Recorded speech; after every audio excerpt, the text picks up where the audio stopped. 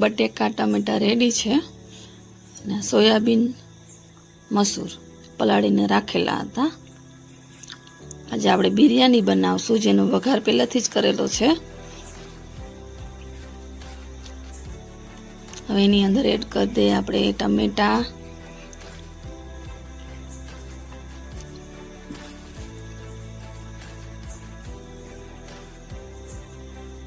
એને મિક્સ કરી લઈએ.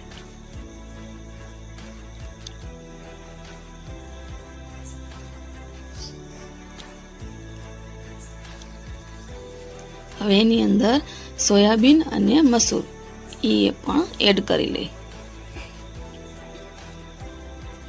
એને પણ મિક્સ કરી લઈએ બરાબર તેલમાં.